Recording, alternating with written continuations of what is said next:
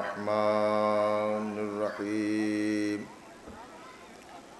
الحمد لله والصلاة على أهلها أما بعد فقد قال حسین ابن علی علیہم الصلاۃ والسلام بسم اللہ الرحمن الرحیم انی لم اخرج اشرا ولا بطرا ولا مفسدا ولا ظالما انما خرجت لطلب الاصلاح فی امت جدی اريد ان امر بالمعروف وانهى عن المنکر واسیر بسیرت جدی و ابی صلوات پڑھنے محمد.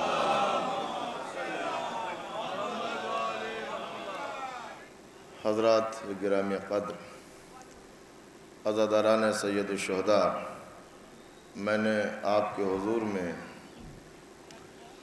مظلوم کربلا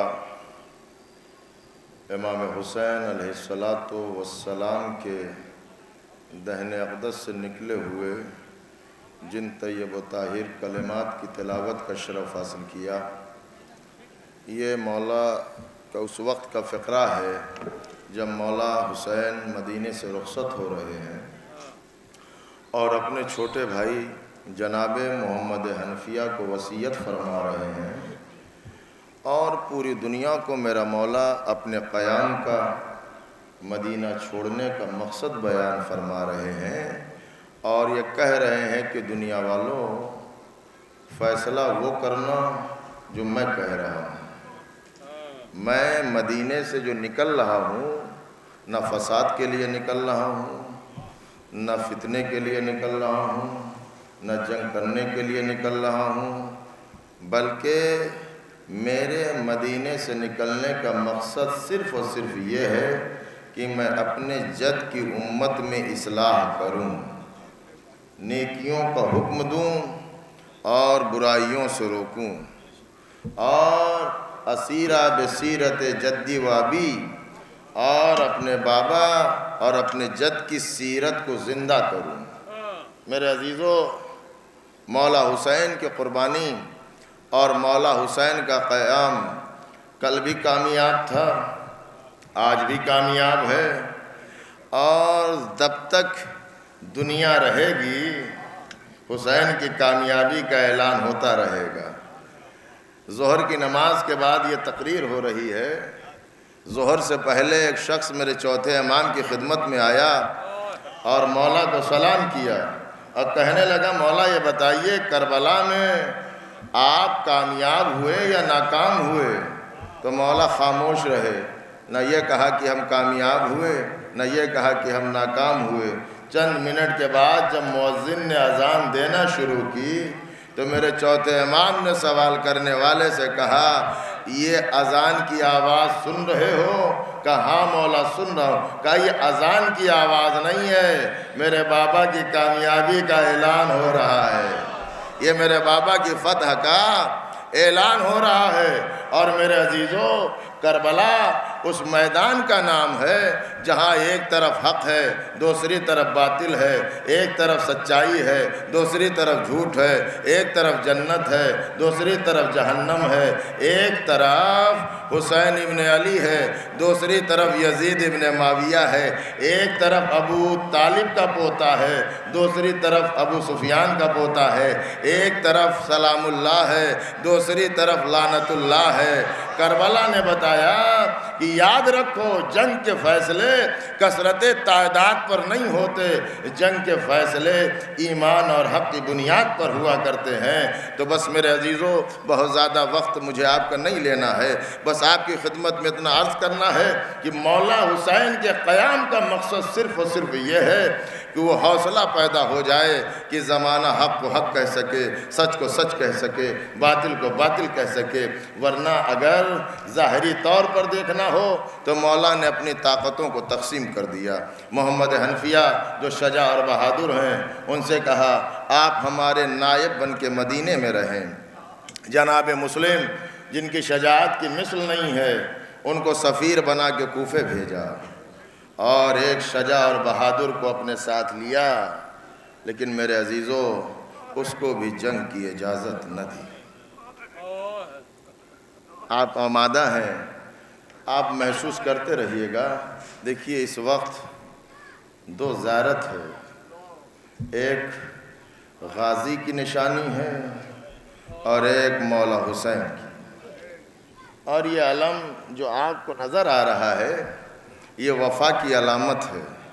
ہمارے جلوس میں کچھ ہو یا نہ ہو، لیکن جب سے تاریخ جلوس ہے نا، تب سے کوئی جلوس ایسا ہوا ہی نہیں ہے جس میں علم نہ ہو۔ علم ہر جلوس میں اس لیے ہے تاکہ کوئی علمدار یاد رہے، کوئی باوفا یاد رہے۔ میرے عزیزو، جناب عباس ایک نام نہیں ہے، ایک مسلسل کردار ہے۔ یہ غازی کا نام جب تک وفا رہے گی، بلکہ یہ کہا جائے کہ وفا ہی تو عباس ہے، عباس ہی وفا ہے۔ اچھے حالات میں ساتھ دینے والے اور ہوتے ہیں، لیکن عالم غربت ہو، عالم مسافرت ہو، تب ساتھ دینا، اور پوری زندگی کبھی سر اٹھا کے مولا سے کلام نہ کیا۔ جب بھی گفتگو کرتے تھے تو سر کو جھکا کے کرتے تھے۔ کیوں؟ اس لیے کہ ماں نے کہا تھا کہ تم غلام ہو، وہ آقا ہے۔ میرے عزیزو، جناب عباس جب مدینے سے یہ قافلہ چلنے لگا تو جناب ام البنین نے جناب عباس کو بلایا۔ غازی دوڑ کر آئے، کہا ماں آپ نے تو رخصت کر دیا تھا۔ کہا میرے لال میں نے رخصت تو کر دیا تھا، لیکن میرے ساتھ چلو قبر رسول پر۔ جناب ام البنین قبر رسول پر جب لے کر آئیں تو ایک ہاتھ کہا میرے سر پہ رکھو اور ایک ہاتھ رسول کی قبر پہ رکھایا، اور کہا عباس یہ ہاتھ کہاں پہ ہے؟ کہا نانا کی قبر پہ۔ کہا دوسرا ہاتھ کہاں پہ ہے؟ کہا ماں آپ کے سر پہ ہے۔ جناب ام البنین کہتی ہیں میرے لال یہ وعدہ کرو کہ جب تک زندہ رہو گے حسین کا ساتھ نہیں چھوڑو گے۔ عباس جب تک زندہ رہو گے حسین کا ساتھ نہیں چھوڑو گے۔ آزاداروں، یہ قافلہ آیا ہے کربلا میں، بہنوں کو بڑی ڈھارس ہے، بچوں کو بڑا یقین ہے، اور آپ محسوس کریے تو شہزادی زینب نے ساری بیویوں سے یہ وعدہ کر لیا تھا، بیویوں نہ گھبراؤ، پردے کی حفاظت زینب کے اوپر ہے، پردے کی ذمہ داری زینب کے اوپر ہے۔ لیکن وہی زینب جو ابھی تک پردے کی حفاظت کی ذمہ داری لے رہی تھی، جب مولا عباس فرات کی طرف جانے لگے تو علی کی بیٹی نے ساری بیویوں کو بلا کے کہا اے بیویوں، جس کے بھروسے میں نے وعدہ کیا تھا اب وہ میرا بھیا،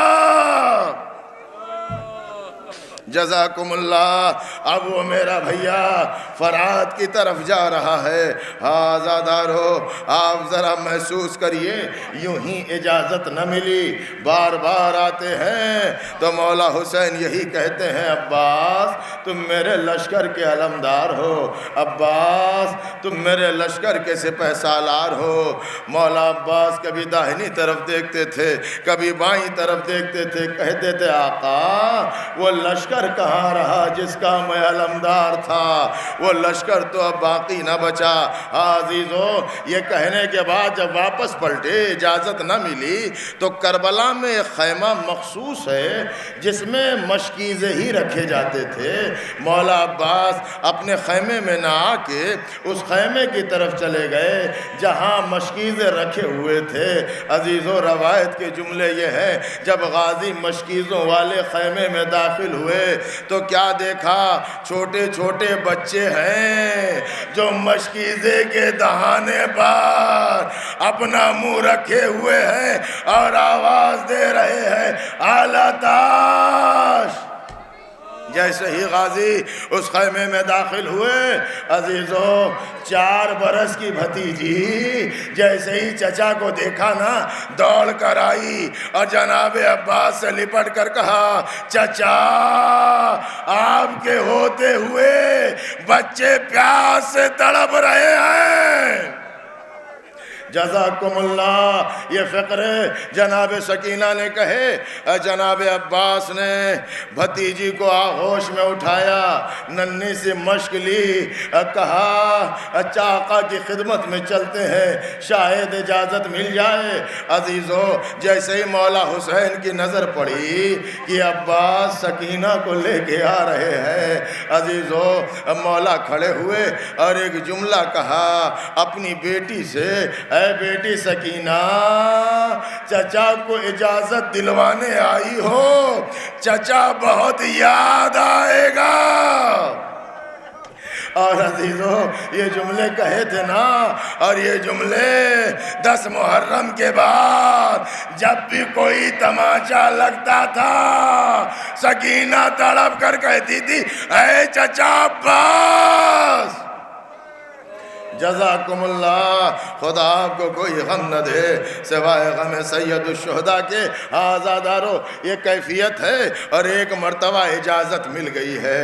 میرا مولا جب رخصت ہو کے چلنے لگے نا تو شہزادی زینب نے کہا، عباس مجھے بابا کی وصیت یاد آ گئی، یہ بازوؤں کے جو بوسے لیے تھے تو میں نے نہ جانے کب یہ خیال کیا جو 18 بھائیوں کی بہن ہو اس کے بازوؤں میں رسن کون باندھے گا، لیکن عباس اب تم جا رہے ہو۔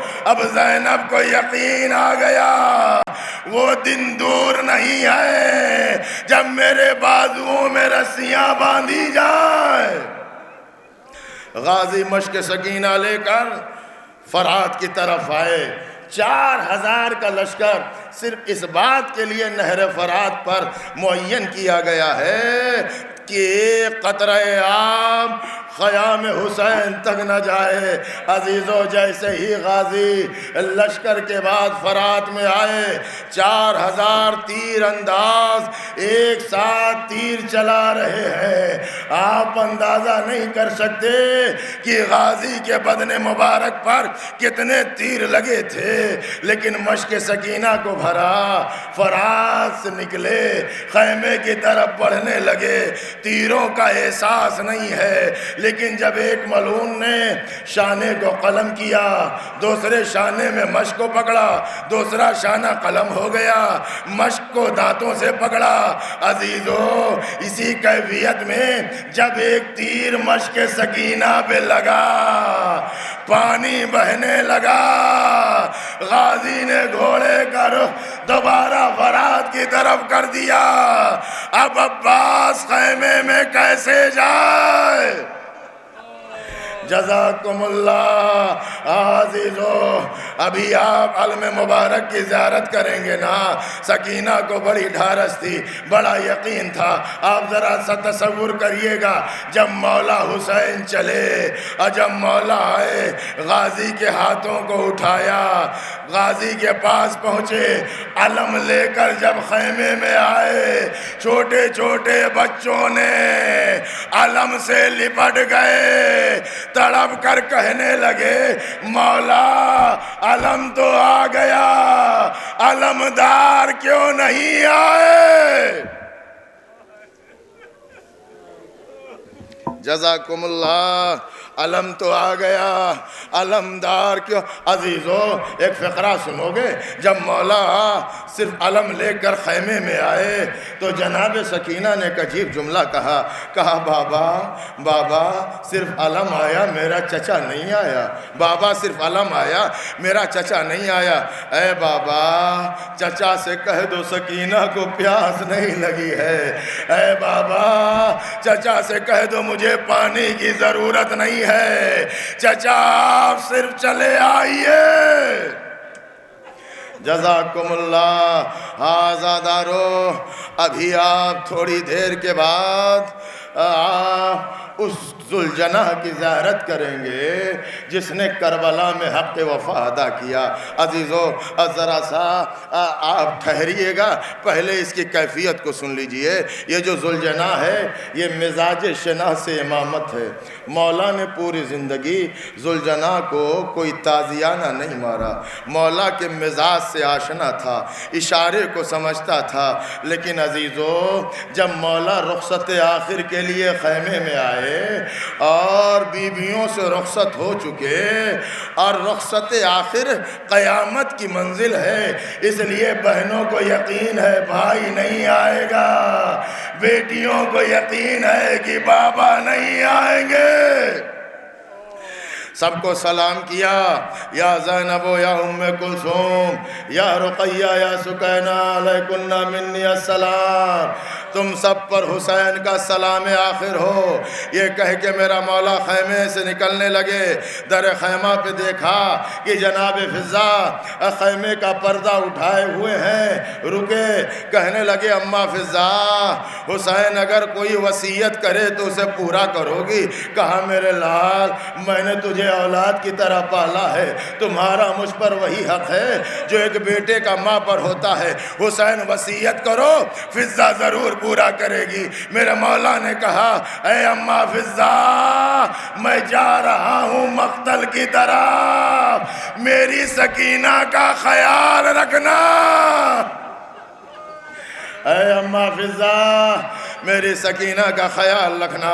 عزیزو میرا مولا خیمے سے نکلا، فنظر یمینا و شمالا، زہرا کے لال نے داہنی طرف دیکھا، بائیں طرف دیکھا، نہ عباس نظر آئے، نہ علی اکبر نظر آئے، نہ انو محمد نظر آئے۔ بہن سمجھ گئی بھیا کیا دیکھ رہے ہیں۔ زینب خیمے سے باہر نکلی، بھیا آج اگر کوئی نہیں ہے تو بہن بھائی کو سوار کرائے گی۔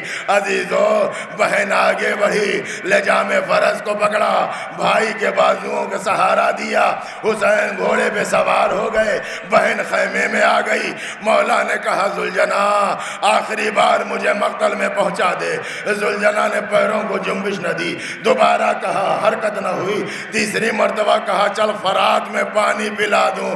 عزیزو نام کا سننا تھا، پیروں کی طرف اشارہ کیا، کیا دیکھا سکینہ سمو سے لپٹی ہے۔ اے میرے بابا کے سوا بابا کو نہ لے جا۔